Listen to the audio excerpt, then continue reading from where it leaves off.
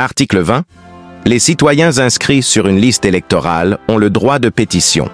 Lorsqu'ils rassemblent un nombre de signatures déterminé par la loi, la Chambre compétente du Parlement a l'obligation d'inscrire le sujet objet de la pétition à l'ordre du jour de sa séance plénière. Une loi détermine les modalités d'application de cette disposition. Article 20 et 1. L'État garantit à toute personne le droit à l'éducation et à la formation.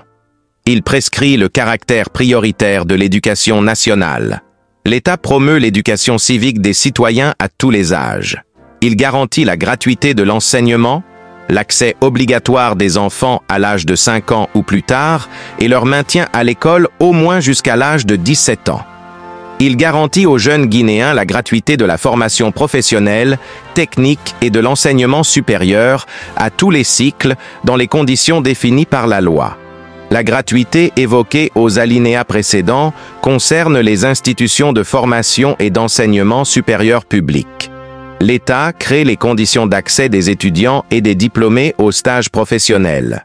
Il garantit une allocation budgétaire adéquate au secteur de l'éducation et de la formation. Une loi détermine les conditions d'application du présent article 22. L'État garantit le droit à la santé. Il prescrit le caractère prioritaire de l'accès à la santé. Il garantit à tous les Guinéens la couverture santé universelle dans les conditions qu'une loi détermine. Il prend les mesures nécessaires à la prévention, à la surveillance et à la lutte contre les épidémies.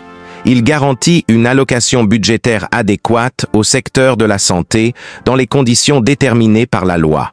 Article 23. Toute personne a droit à un travail décent. L'État crée les conditions nécessaires à l'exercice de ce droit. Nul ne peut être lésé dans son travail en raison de son sexe, de son ethnie, de ses opinions ou de toute autre forme de discrimination énumérée à l'article 7. Toute personne a droit à une rémunération juste et équitable. Tout travailleur a le droit de fonder avec d'autres travailleurs un syndicat ou d'y adhérer au fond de la défense de leurs intérêts dans les conditions définies par la loi. Il a le droit de participer par l'intermédiaire de ses délégués à la détermination des conditions de travail. Le droit de grève est reconnu et garanti. Il s'exerce dans les conditions prévues par la loi. Il ne peut en aucun cas entraver la liberté de travail et de circulation d'autrui. Toutes les personnes, toutes les formes d'esclavage et de travail forcé sont proscrites. Article 24. Toute personne a droit à un logement décent. L'État crée les conditions nécessaires à l'exercice de ce droit. Il protège les citoyens contre les discriminations ethniques, religieuses, régionales ou toute autre forme de discrimination énumérée à l'article 7 dans l'accès au logement. Article 25. La famille est la base naturelle de la société humaine. Elle a droit à la protection de l'État. L'État garantit le droit pour un homme et une femme de se marier et de fonder une famille, sans aucune discrimination fondée sur l'ethnie, la religion, la nationalité ou la couleur de la peau.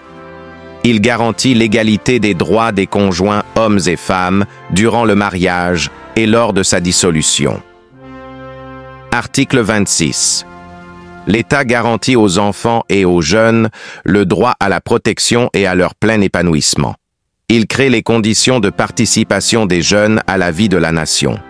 Il prend les mesures nécessaires à la protection des enfants et des jeunes contre l'exploitation, l'abandon, la délinquance, l'abus sexuel, la maltraitance, la traite des personnes, l'exode rural et la migration irrégulière. L'État institue un service civique et militaire pour les jeunes dans les conditions que nos lois déterminent. Article 27. Les personnes en situation de handicap ont droit au bien-être. L'État garantit l'accès des personnes en situation de handicap à la formation, aux infrastructures à usage public et aux moyens de transport public. Il prend les mesures nécessaires à leur protection contre les violences sexuelles, la traite et toutes les formes de discrimination et de maltraitance. Il promeut leur accès aux emplois publics et privés, ainsi qu'aux opportunités d'auto-emploi dans les conditions que la loi détermine.